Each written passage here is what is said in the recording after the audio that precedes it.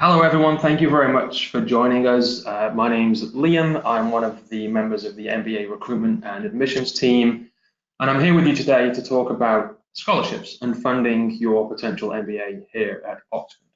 We have a pretty packed schedule, so we're going through some different sections, something about the scholarships themselves, something about where you might be able to find which scholarships you're eligible for, with some more information later on in the hour around how to apply and what the application form looks like for each one of those scholarships.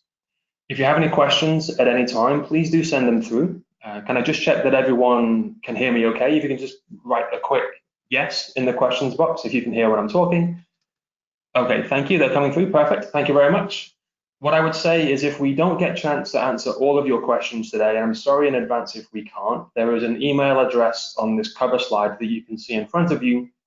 Please use that email address for any question related to today's webinar or to your application to the MBA in general.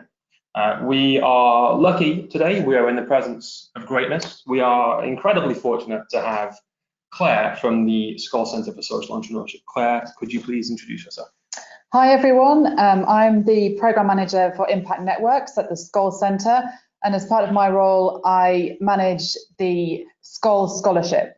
So I'll be talking to you a little bit later about our specific scholarship programme. Thank you, Claire. So any questions that you have regarding Skoll, please send them through. Claire will address those when we get to the Skoll specific slide. So to get things started, this is the contents of what we're looking through today, some application requirements, some scholarships that are available, the application system, a quick note on the deadlines, both for your MBA application and your scholarship application, because sometimes they're not always the same thing, and then time for some questions at the end. So to get things started, this is the business school. Some of you may have been here to visit, some of you may have had a quick look on Google at what it looks like. This is Said Business School, where the MBA is housed. This will be your home away from home for the year that you study with us, or for the 2 years if you're looking to do the 1+1 MBA. With regards to application requirements, this is a very quick overview of what we look for. This is not an application tips webinar, so we won't be going into too much detail about which each one of these mean. Generally speaking, you need to have an undergraduate degree. We look for a US-style GPA of 3.5 or higher. In the UK, that's equivalent of a 2-1 or an upper second-class degree. Professional experience of at least 2 years.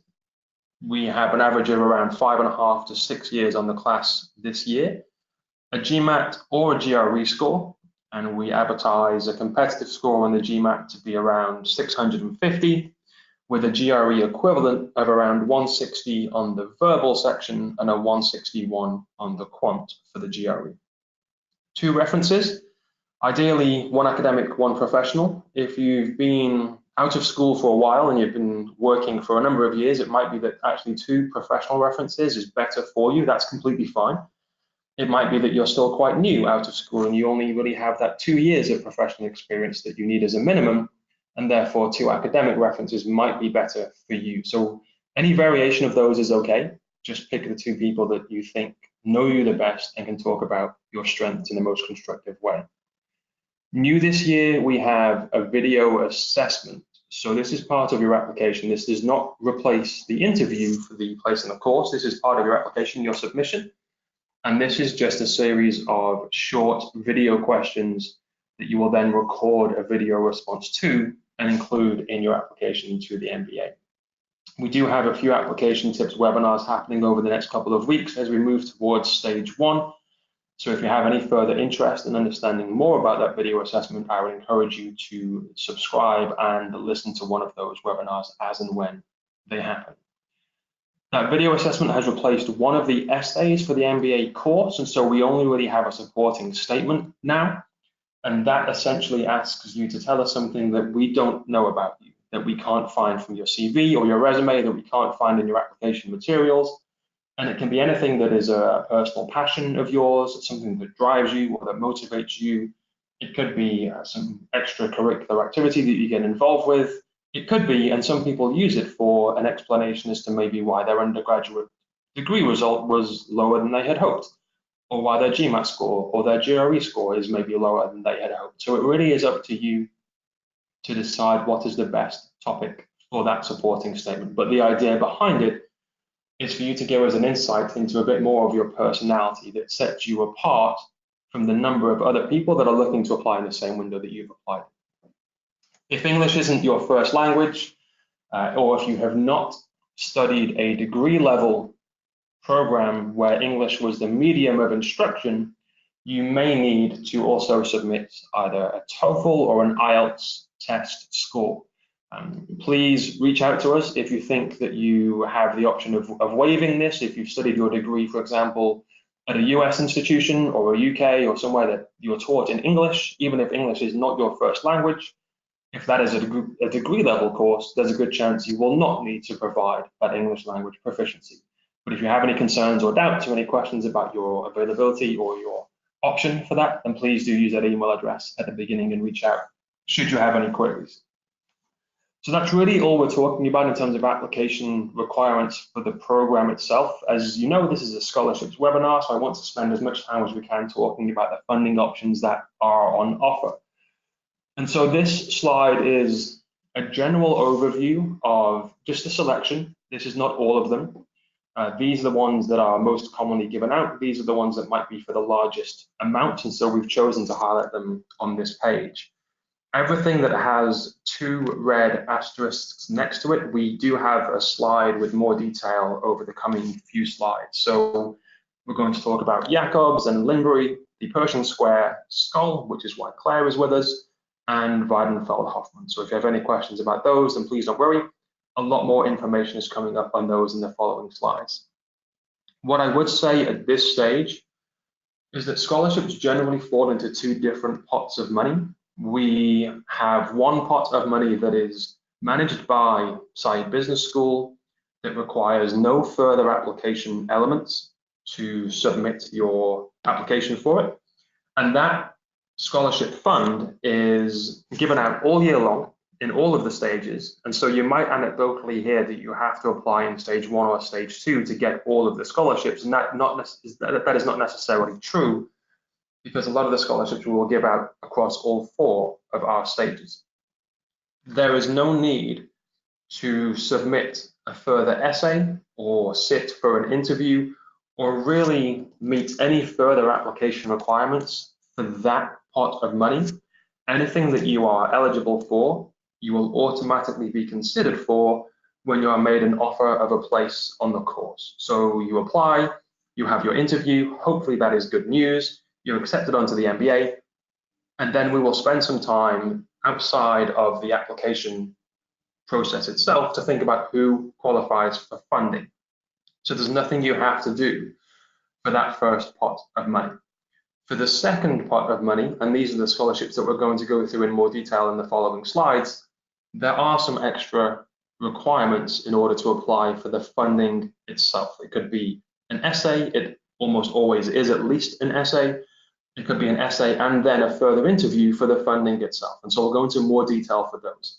Each of those scholarships have their own deadline and their own application requirements. So my overarching piece of advice for people looking to apply in the coming year is to look at the scholarships that you think you qualify for and think that you might want to try and aim for, and make sure that you research their own application requirements, because I wouldn't want anybody to apply to the program and be successful but then miss the deadline for the funding itself. So it's very important that you spend some time when you work out your application timeline, which stage will you apply in, when do you have to get things started by, to factor in any application requirements for the scholarship that you're aiming for.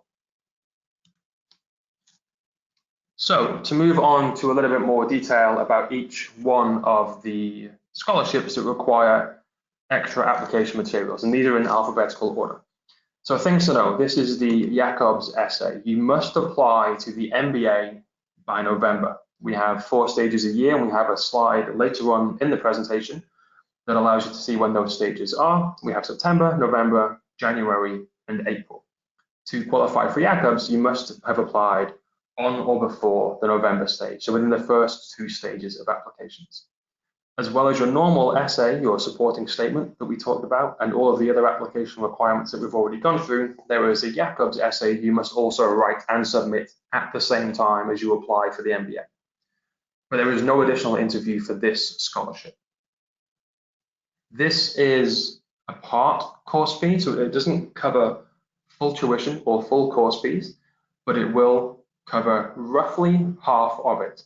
We give 2 of these a year, and it's around £27,000 thereabouts each year. And what we're looking for Jacobs are people with an entrepreneurial vision with social impact as a focus.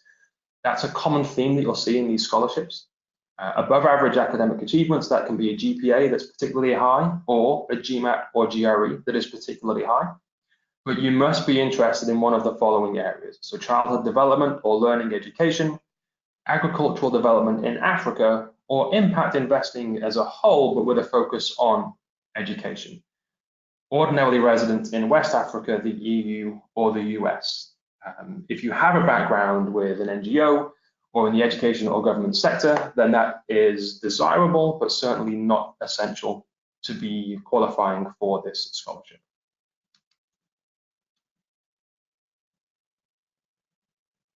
So, with regards to Pershing Square, you must apply to the MBA by the January stage, which is stage 3. There are 2 essays for the 1+1 application. One is, why do you want to do the 1+1? And one is, why do you think you qualify for the Pershing Square scholarship? There is an additional interview stage, at least one stage. Sometimes that stage will be drawn out into a second interview stage if the shortlisting process is proving to be difficult that year. We might have a large number of already qualified candidates that are hard to pick from, so we might add a second interview stage, but there's almost always at least one. This will pay for all of your course fees for the duration of the 2-year program. So the Oxford 1+1 is 2 years, first year in a master's of your choice, and then the second year on the 1-year MBA. And it comes with course fees for both of those years, as well as a living expense allowance of around £15,000 for each one of those years. So we consider that to be a full living expense because that is the average that you would expect to spend on living expenses as an Oxford student. If your lifestyle is more exotic than the average Oxford student, then it might not be a full living expense for you. You might have to just manage your expenses a little bit yourself. But typically that is what people spend on living expenses when they come and study here for the year. So you get £15,000 of living expense per year. So who are we looking for here? So leadership potential is very important, as is a strong personal character, integrity, and commitment. The key behind Pershing Square is somebody that's looking at a world-scale social challenge. That can be in an organization that they already work for, that already exists, or it can be through a development of a new enterprise. You might be looking to start your own company, for example. You must want to achieve scalable and sustainable solutions, and this is where that essay comes in. Why do you want to do the 1+1? There has to be a real articulated vision on how that 1+1 will allow you to fulfill your objectives. I think we skipped one, so I'm going to go back a page to, yep, we did, to Limbury. So Limbury is another one that will cover your full course fee for the duration of your 1-year MBA, but there is no living expense allowance for Limbury, so it's slightly different. Again, you're looking at a stage for the application. You must include the Limbury essay, and there is an interview. Limbury is focused particularly on the arts, the heritage, the cultural sectors here in the UK. So you don't have to be a UK citizen, but you would normally expect it to be ordinarily resident in the UK to qualify for Limbury. As well as the full course fee, you are participating throughout your year in some co-curricular activities that are linked to University of Oxford wider events in the arts and humanities sector. So as an example, you might be a curator of a gallery or working in a museum, and you're looking to do the MBA to further your career in that space. That might be a typical example of the kind of background we would look for a Limbury scholar. With the Limbury scholars, we will give out normally 3 of them in the year, but that is split between the full-time MBA and the executive MBA. So it may be that the qualifying scholars come from all the same place, all from the MBA in 1 year, or all from the executive MBA. So there is a possibility there based on who applies in that 12-month period that actually there might not be any MBA Limbury scholars, or it could be all 3 of them, or some variety of both. Just something to make you aware of, that some of these scholarships are open to other programs as well as the MBA. So skipping back past Pershing Square onto Claire, your area of expertise, please could you walk us through the Skoll Scholarship? Thanks, Liam. Right, so to run through the Skoll Scholarship and the details for this particular one, similar to the others that Liam has just described, you must apply to the MBA by the January stage and include the Skoll essay questions. So your answers to the Skoll essay questions as part of your MBA application. There will be 3 essay questions that you are asked to answer. And shortlisting is then done after that once the deadline, the January stage deadline has closed. And then we do also have an additional interview stage once that initial shortlisting has been done. The Skoll Scholarship, so we also offer full course fees, so that covers the full tuition of the MBA. And same as the Pershing Square Scholarship, we offer a living expense allowance of just under £15,000. And we have kind of said it partial living allowance here, mainly because, as Liam alluded to in the last slide as well, that's really depends on kind of how you want to live whilst you're here. For some people, that will cover their expenses. For others, you may want to kind of top up as well. So we don't want to kind of say you'll be absolutely fine, but you might be. It will really come down to just how you kind of budget and use that allowance. As well as the fully funded scholarship for the MBA, you also become part of the Skoll Scholar alumni community, which is just over 70 alumni now. The scholarship has been running for about 16 years.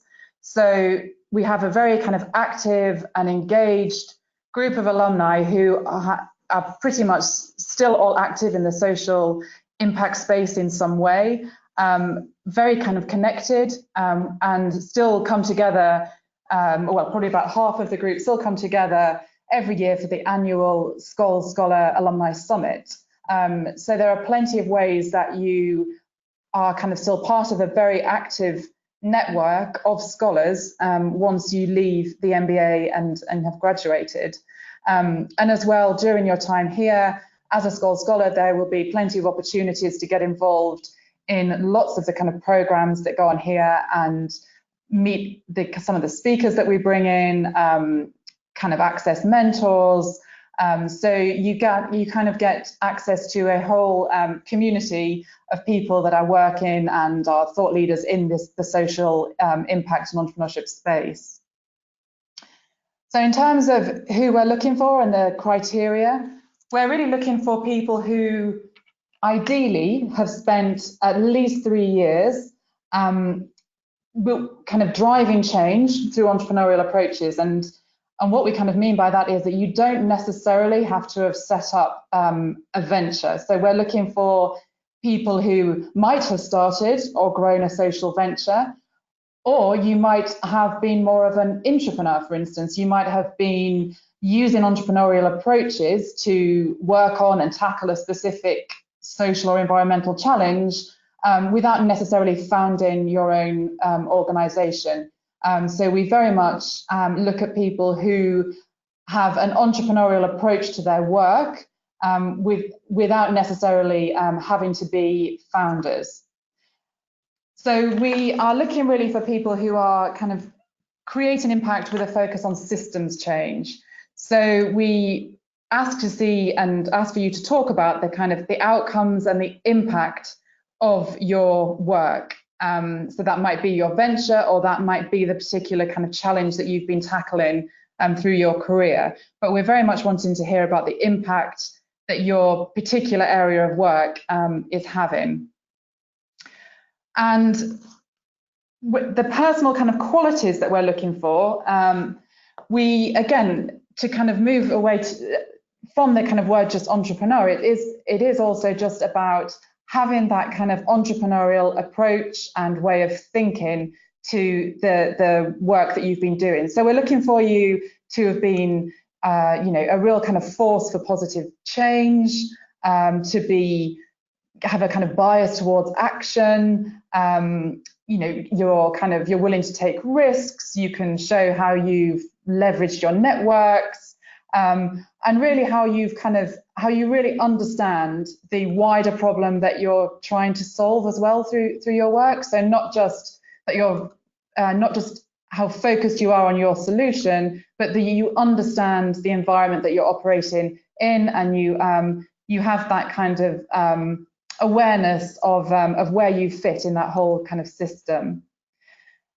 We also will ask just to hear about how the MBA is critical to your career. So we want to hear about why a business education would help you to develop your work, help you kind of take that next step.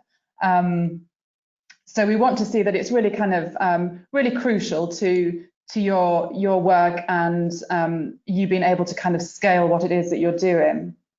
And then finally, we will ask you to demonstrate just and kind of give the case for your financial needs. So we're looking to kind of really award the scholarship to people who otherwise it would be a significant financial burden. That might be because you have set up your own venture and you know, you're not on a huge salary, for example, or just previous kind of work circumstances, if you've maybe been in the not-for-profit sector, or just whatever that kind of might be that would prohibit you otherwise from being able to do the MBA through any other means. I mean, I'll kind of stop there, but otherwise I think there's a lot of information on our website too. So I would encourage you to look at skollscholarship.org. You can just search for that, or there are links from the scholarships page on the MBA website as well. But hopefully that's been helpful, and I'll hand back to Liam to carry on.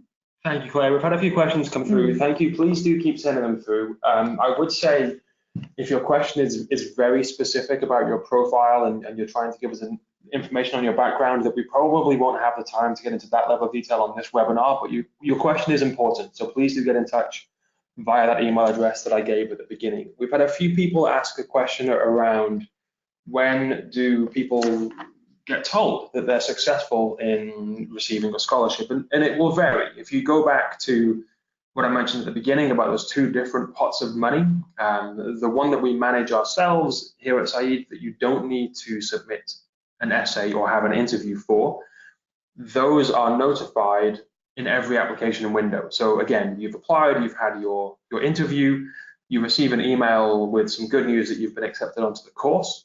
About a week after that, you'll then have a second email with the outcome of the funding decision for that window. For some of the scholarships that you've seen on this slide with Skoll and with the previous slides, you'll notice that actually they're timed at certain points in the year. So you have to apply by, say, January to at least be in that conversation about Skoll. So in theory, if you apply in stage 1 or 2, so you're meeting that by January stage deadline, you'll have your application done, you'll have your interview, you'll have your outcome of your place on the course, maybe even before Christmas. And then the shortlisting for things like Jacobs or Limbury or even Skoll or Pershing Square, that shortlisting doesn't happen until after stage 3 is complete and we know who has been accepted onto the course. So what that looks like is that you'll be almost waiting a few months even to hear if you've been shortlisted, and then go through the application process or the interview process for the scholarship. And then maybe sometime around May or around June, you'll have a final outcome from one of your scholarships. So it's not uncommon for people to hear some good news about being accepted onto the course quite far in advance of hearing about whether they've been accepted as one of the Skoll scholars, as an example, or one of the Limbury scholars. So hopefully that does answer your question. Claire, we had a question around the number of people that get awarded a Skoll scholarship. Are you happy to share that information? Yeah, so we'll award up to 4 scholarships for the coming academic year, so 2020-21. Thank you. So the final scholarship that I wanted to spend some time on is the Weidenfeld-Hoffmann scholarship. Very similar to the ones we've gone through already. You must apply by January stage, which is this stage 3 coming for this year. Must include the essay, and there is an initial interview stage with shortlisting after that. It's a full scholarship, pays for full course fees with a full living expense, and you'll participate in a leadership program, which is 160 hours of bespoke leadership training with activities such as attending Parliament here in the UK or attending the World Economic Forum in Davos in Switzerland each year. And so it's not just financial benefit. In the same way that Skoll gives you access to the network of previous scholars, this will give you access to the network of previous Weidenfeld-Hoffmann recipients and the leadership community that they belong to. We're looking for, again, commitment to effecting social, economic, or political change at a number of different levels, personal qualities of a leader, and this is an important part with a plan to return to your country of origin to serve the public good. Now, it doesn't have to be immediately post MBA. It's something normally within 5 years of graduating you plan to return, but that is an essential part of being awarded this scholarship. As well as that, just an ability to demonstrate the connection between the MBA and your longer-term career objectives. Now, like Limbury, which is split between the MBA and the executive MBA, Weidenfeld-Hoffmann is a much more wider scholarship in terms of there were a lot of master's degree programs, graduate degree programs at Oxford that qualify for the Weidenfeld-Hoffmann. So it's not just going to be you against your MBA peer group when vying for this scholarship. I think at last count, there are about 22 different graduate programs you could be studying and qualify for this scholarship. So we'll have anywhere between 3 and 5 MBA Weidenfeld-Hoffmann scholars each year. The number that are given out across the university is higher than that, but there will be between 3 and 5 on the MBA. So it's not just one person. It's still competitive because there are lots of qualifying programs that you can be on and study and qualify for, but there's still a good number of people within the MBA that do qualify and that do receive it each year. Just a quick note here to say that there are wider university scholarships available too. We're about to go through just a few screenshots of a scholarship search engine, so to speak, that we have on our website that will give you access to all of the scholarships that your particular profile is eligible for. The ones we've covered today will be in there, but there are also scholarships that maybe a certain college of the university will offer to people that are a member of that college. And so it's not just that you're resigned to looking only in the MBA pool of money. There are other scholarships within the university, within the institution that you can qualify for as well. And to find those, you would look on our graduate website. This is the University of Oxford's central website. If you go to the graduate section and then fees and funding, you will find this page. And this is kind of the search engine that we were talking about. This allows you to put in a few different parameters and it will effectively spit out all of the options that you can qualify for. So fee status, please choose the relevant option, show you the fees for the correct year. Please ensure that you are stating Saïd Business School is your subject area. And yes, you want to search for scholarships. No, you have not started your course already. Put in your nationality, your country of residence. If you have dual citizenship or dual nationality, you can search for both, but you'll have to do them one at a time, I'm afraid. So pick one, do your search, pick a second one, and then do your search again. College you'll leave blank at this time because in your application, you will be yet to be assigned to a college. So you won't know what college you're a member of just yet. On the next page, you're looking for the MBA. So these are all the programs that you could study at Saïd Business School. You're looking for the full-time MBA, that top option. This is showing the course fee for this coming September for the incoming class. And then it shows you at the bottom of the screen a likely expenditure for your living expenses, which is why we say that £15,000 living expense allowance is around average, but does qualify as a full expense. And then your results page will look something like this. It will throw out, in this case, we had 37 scholarships were found for a new student from Germany. That's the example that we used for this exercise. So you can see there as a German national applying for the MBA, you have 37 scholarships to which you qualify. The button that is highlighted in red will show you only the scholarships that require a separate application or additional material. So things like an essay or an interview, you can select just to see those because as I mentioned before, All of the other scholarships that do not require those extra materials, you will automatically be considered for when you're accepted onto the course. So it's really just the ones that need an extra essay or an interview that you really have to concern yourself with. So you look through the results, find out the one that you think you match the profile of most effectively, and you would probably throw your weights behind applying for that one. We had a question earlier on asking, can you actually be awarded more than one scholarship? And the answer is yes, you can. You'll have noticed maybe on the what do we look for section for each of those scholarships we went through in some detail that there is some overlap. Social enterprise, social impact, strong academic achievements, being a leader, they're all quite common traits that we look for across the board of scholarships. So it's probably not uncommon for somebody who is doing well in the shortlisting process for maybe Pershing Square to possibly also be on Skoll's radar as well.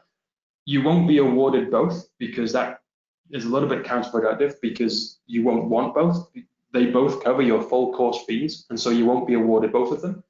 But you can very easily be in the running for both of them to a very final stage. And is that fair to say? Yeah, I would say actually so interestingly, we one of the scholars this year who's literally just left had actually both the Weidenfeld Hoffman Scholarship, and we gave the Skoll Scholarship in name as well. So I would say that's probably fairly kind of exceptional, and we wouldn't, as Liam said, we would try and kind of award scholarships as as widely as we can. So, however, if there are clear, if you're a strong candidate in both, then it is possible to have two fully funded scholarships, if you like, in kind of one in name and then one with the full award.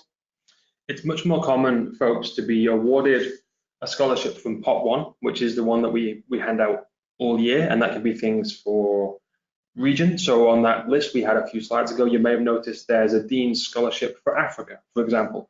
It's possible you might get maybe £20,000 from that money from Saïd Business School, but then you're also shortlisted and successful for Skoll, in which case you can be awarded both. It's much more common to be awarded some from Pot 1, which often don't include full course fee scholarships, and one of the more intricate, more detailed scholarships that require those essays and interviews that are, generally speaking, a full course fee. That is quite common. But to get two of the big ones, for want of a better phrase, that is probably an exceptional circumstance, as Claire has said.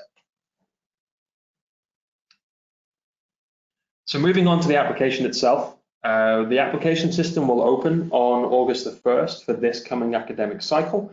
So everyone hopefully that's listening today is at least thinking about submitting an application to join us in September 2020 for the 2020-21 class of MBA. If you have already started your application, you can log in to continue, or you can create an account as a first-time user. And this few slides is really just designed to show you where to go to ensure you are making the most of that funding option. This is almost your homepage when you log into the system. On the left-hand side, you'll see all of the hyperlinks, all of the different sections that we expect you to complete to submit a full application. And the one we're looking at today is funding. So if you click on funding, then this screen will appear. And what you can see here is all of those options that require an extra essay have an upload button that allows you to write your essay maybe in Word, spell check, refine it, edit it, get it down to the word count, get it down to the content that you're happy with, and then choose a file from your location and upload it into your application. So this is where you let us know which one you are aiming for. All of the ones that we've talked about today, as we know, include an essay, and so this is where you would upload that essay should you want to do so. I cannot stress enough, folks, please upload your essay at the time you submit your MBA application. It is not common at all for us to accept, for example, an application to the program in stage 1 in September, and then somebody come to us and say, I'm really sorry, I forgot to upload my Skoll essay, can I upload it separately? Honestly and frankly, only in exceptional circumstances will that be allowed. You really should be aiming to upload the essay for your scholarship at the same time as every other requirement for your application to the program. I cannot stress that enough. Please make sure you do that. For some of the scholarships, you'll notice on the following page that there is a box you also must tick. For the ones that we've covered today, it's just Weidenfeld-Hoffmann. So you need to upload the essay and you need to tick the box for Weidenfeld-Hoffmann. For Limbury, for Jacobs, for Pershing Square, for Skoll, it's just the essay. There's no box you have to tick. And don't forget, anything that you qualify for, you will automatically be considered for outside of these ones that require those extra application materials. So these are the stages. We have 4 throughout the year. We've had 4 for the last couple of years now. We've come down from 6 a couple of years ago.